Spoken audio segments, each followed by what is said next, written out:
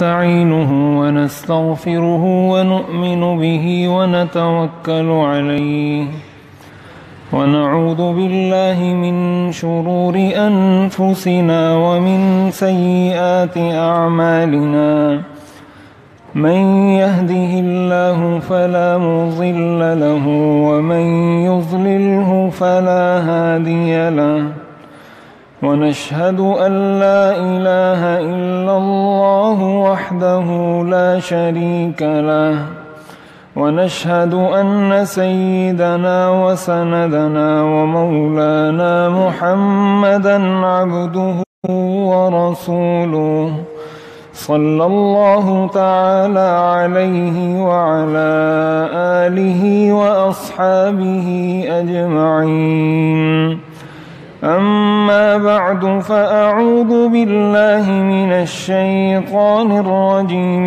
بسم الله الرحمن الرحيم إن الله يأمر بالعدل والإحسان وإيتاء ذي القربى وقال الله تعالى فإمساكٌ بمعروف أو تسريح بإحسان صدق الله العظيم وصدق رسوله النبي الكريم ونحن على ذلك لمن الشاهدين والشاكرين والحمد لله رب العالمين۔ گزشتہ جمعہ اس حوالے سے کچھ بات عرض کی تھی کہ شریعت کا مزاج یہ ہے کہ انسان جو بھی کام کرے اس کو اچھے طریقے سے کرے، چاہے وہ دین کا کوئی کام ہو چاہے دنیا کا کوئی کام ہو۔ اگر اس نے کسی شعبے کا انتخاب کیا ہے، کسی کام کا انتخاب کیا ہے،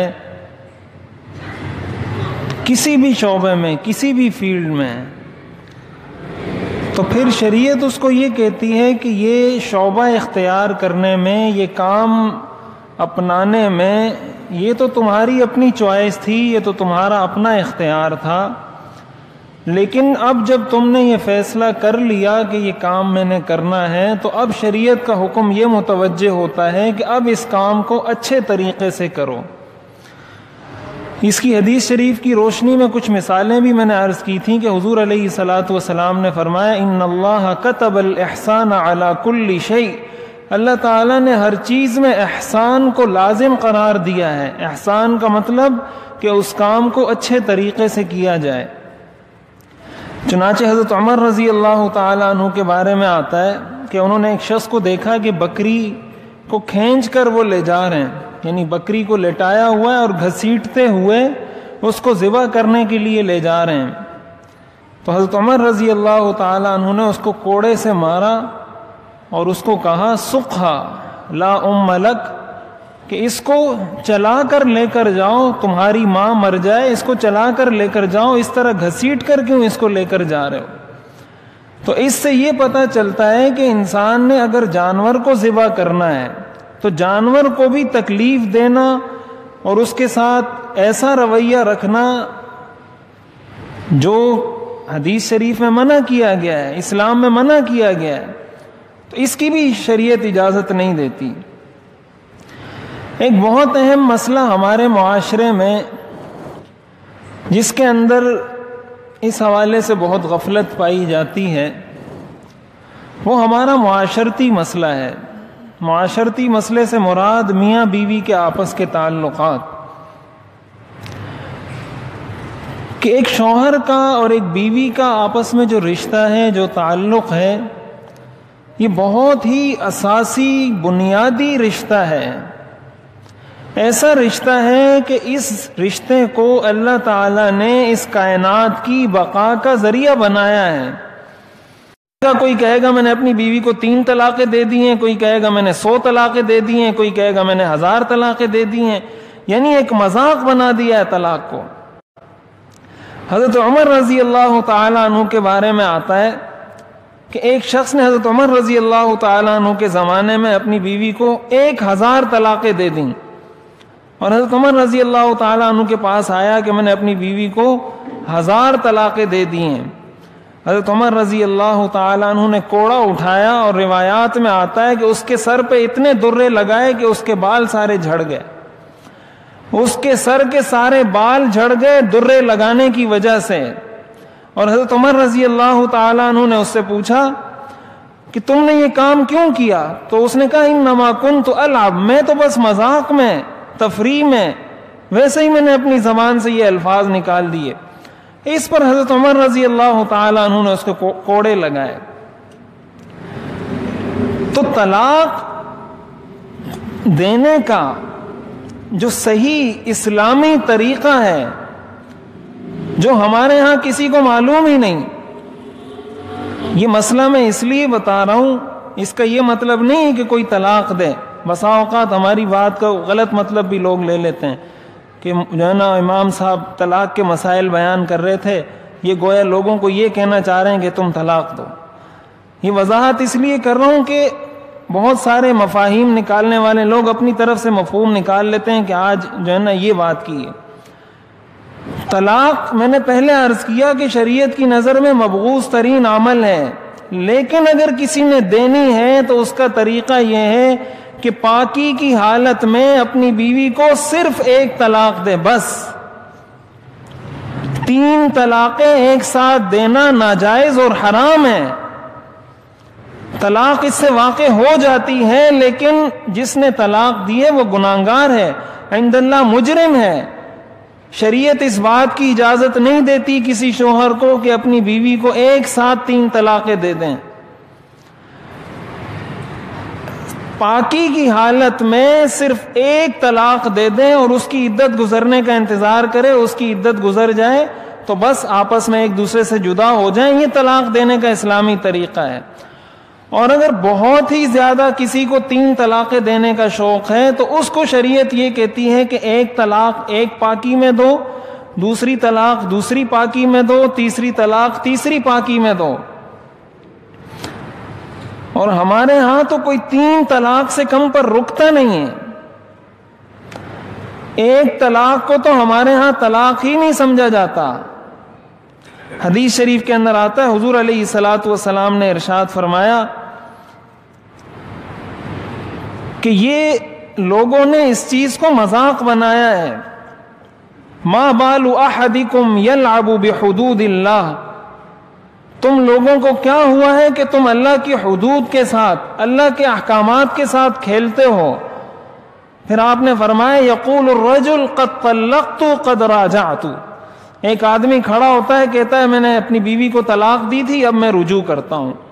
آپ نے فرمایا یہ اللہ کے احکام کا مذاق ہے۔ تو ایک تو ہمیں یہ بات پتہ ہونی چاہیے، اور دوسری بات یہ بھی پتہ ہونی چاہیے کہ اگر کوئی شخص اپنی بیوی کو 3 طلاقیں دے دیتا ہے تو اس کی بیوی پر 3 طلاقیں واقع ہو جاتی ہیں اور اس کی بیوی اس کے لیے حرام ہو جاتی ہے۔ اب ان کا آپس میں ملنے کا کوئی صورت باقی نہیں رہتی 3 طلاقیں دینے کے بعد۔ اسی لیے شریعت نے طریقہ یہ بتایا کہ 1 طلاق دی جائے تاکہ بعد میں اگر اس کو پشیمانی ہو، بعد میں اگر اپنے عمل پر ندامت ہو تو وہ رجوع کر سکے۔ اور ہمارے ہاں لوگ آ کر کہتے ہیں کہ میں نے غصے میں طلاق دے دی تھی۔ غصے میں طلاق ہوتی ہے یا نہیں ہوتی؟ تو محبت میں آ کے تو کوئی بھی اپنی بیوی کو طلاق نہیں دیتا ہے۔ وہ کون سا بے وقوف ہوگا جو محبت میں آ کے اپنی بیوی کو طلاق دے؟ طلاق تو چیز ہی ایسی ہے جو غصے میں دی جاتی ہے۔ تو اس کا کیا مطلب کہ میں نے اپنی بیوی کو 3 طلاقیں غصے کی حالت میں دی تھیں، 3 طلاقیں ہوئی یا نہیں ہوئی؟ اور یہ بات بھی ہمیں یاد رکھنی چاہیے کہ یہ مسئلہ جن 4 ائمہ کو ہم مانتے ہیں نا، امام ابو حنیفہ، امام شافعی، امام مالک، امام احمد بن حنبل، ان 4 کا متفقہ فتویٰ ہے، ان 4 کا متفقہ مذہب ہے یہ کہ اگر کسی شخص نے اپنی بیوی کو 3 طلاقیں ایک ساتھ دے دی تو اس کی بیوی کو 3 طلاقیں ہو جائیں گی۔ اب یہ ایک دوسرے کے لیے حلال نہیں ہو سکتے۔ یہ 4 ائمہ کا متفقہ مسلک ہے، اس میں کسی امام کا کوئی اختلاف بھی نہیں ہے۔ اس کا مطلب یہ ہوا کہ اہل سنت والجماعت، چار ائمہ، انہی کو اہل سنت والجماعت کہا جاتا ہے، کہ اہل سنت والجماعت کے اندر اس چیز کا کوئی گنجائش نہیں ہے کہ 3 طلاقیں دینے کے بعد شوہر اپنی بیوی سے یا بیوی اپنے شوہر کے لیے حلال ہو۔ یہ الگ صورت ہے کہ اس بیوی کا کہیں نکاح ہو جائے، نکاح ہونے کے بعد اس دوسرے شوہر کا یا انتقال ہو جائے یا کسی وجہ سے اس کو طلاق ہو جائے، تب جا کر وہ پہلے شوہر کے لیے حلال ہوگی۔ لیکن ان طلاقوں کے بعد آپس میں تعلق کا، آپس میں ایک دوسرے کے لیے حلال ہونے کا کوئی تصور مذہب اسلام میں نہیں ہے۔ پھر ہمارے لوگ جاتے ہیں دوسروں کے پاس کہ وہ ہمیں فتویٰ دے دے گا، فلاں ہمیں فتویٰ دے دے گا۔ جو بھی یہ فتویٰ دیتا ہے یہ قرآن و سنت کے بالکل خلاف ہے۔ اگر قرآن و سنت کے خلاف نہیں ہوتا، کسی ایک امام کا تو اس میں کوئی اختلاف ہوتا، چاروں ائمہ کس طرح اس بات پر متفق ہو گئے، اور یہ حضرت عمر رضی اللہ تعالیٰ عنہ کا فیصلہ تھا۔ حضرت عمر رضی اللہ تعالیٰ عنہ نے اپنے دور حکومت کے اندر یہ قانون نافذ کر دیا تھا کہ آج کے بعد کسی شخص کو اس طریقے سے طلاق دینے کی اجازت نہیں ہے، لیکن اگر کسی نے دے دی طلاق واقع ہو جائے گی۔ اور وہ ایسے شوہر کو کوڑے لگایا کرتے تھے جو اس طریقے سے اپنی بیوی کو طلاق دے۔ ہمارے ہاں عدالتی نظام کے اندر خلا تو بڑی آسانی سے دے دیا جاتا ہے، گھر کو برباد کرنے کے لیے تو بڑے آسان طریقے ہمارے معاشرے میں موجود ہیں، لیکن حکومت کی طرف سے، عدالت کی طرف سے گھر کو بسانے کا کوئی نظام نہیں ہے، کوئی انتظام نہیں ہے۔ یہ حکومت کی ذمہ داری ہے کہ وہ اس بات پر پابندی لگائے کہ اگر کسی شوہر نے اپنی بیوی کو ایک ساتھ 3 طلاقیں دیں تو اس کو ہم 10 سال جیل میں رکھیں گے، اس کو ہم 7 سال جیل میں رکھیں گے۔ یہ حکومت کی ذمہ داری ہے، یہ گناہ ہے، ناجائز ہے، اللہ کی حدود کے ساتھ کھیلنا ہے، اللہ کے بندوں کے حقوق کا ضائع کرنا ہے، اپنی بیوی کو غلام اور جانور سمجھنے کے مترادف ہے اگر کوئی شخص یہ عمل کرتا ہے۔ تو یہ حکومت کا کام ہے، عدالت کا کام ہے کہ وہ گھروں کو بسانے کے لیے کوئی انتظام کرے۔ خلا دے دینا بیوی کو یہ کوئی کمال نہیں ہے۔ اور یہ بات بھی یاد رکھنی چاہیے کہ ہمارے ہاں جو عدالتی خلا ہے، اس خلا سے طلاق واقع بھی نہیں ہوتی۔ ہمارے ہاں جو عدالتی نظام میں خلا لی جاتی ہے اور شوہر کی 3 دفعہ غیر حاضری پر بیوی کو خلا دے دی جاتی ہے، اس سے طلاق شریعت کی نظر میں واقع نہیں ہوتی۔ اس بیوی کے لیے، اس عورت کے لیے کسی اور جگہ نکاح جائز نہیں ہوتا جب تک عدالت ان کے نکاح کو فسخ نہ کر دے۔ محض خلا سے شوہر کی مرضی کے بغیر یہ نکاح ختم نہیں ہوگا۔ ہاں اگر عدالت اس نکاح کو بالکل فسخ کر دے تب جا کر یہ عورت کسی اور جگہ نکاح کر سکتی ہے۔ تو یہ ساری چیزیں ذکر کرنے کا مقصد یہ ہے کہ شریعت نے ہمیں ہر کام کو ایک طریقے سے کرنے کا حکم دیا ہے۔ قرآن میں فرمایا فَإِمْسَاكُمْ بِمَعْرُوفٍ أَوْ تَسْرِيحٌ بِإِحْسَانٍ، کہ اگر روکنا ہے اپنے پاس تو اچھے طریقے سے روکو، اور اگر اس کو رخصت کرنا ہے تو احسان کے ساتھ اس کو رخصت کرو، اچھے طریقے کے ساتھ اس کو رخصت کرو۔ یہ شریعت کا مزاج ہے، اور یہ شریعت کا مزاج ہر کام میں ہے۔ یہ تو محض ایک مثال ہے۔ تو اس لیے ان چیزوں سے ہمیں آگاہ ہونا چاہیے۔ قرآن کریم کے اندر اللہ تعالیٰ نے ارشاد فرمایا فَأَمْسِكُوهُنَّ بِمَعْرُوفٍ إِذَا طَلَّقْتُمُ النِّسَاءَ فَبَلَغْنَ أَجَلَهُنَّ فَأَمْسِكُوهُنَّ بِمَعْرُوفٍ أَوْ سَرِّحُوهُنَّ بِمَعْرُوفٍ، کہ اگر کسی عورت کو اپنے پاس ٹھہرانے کا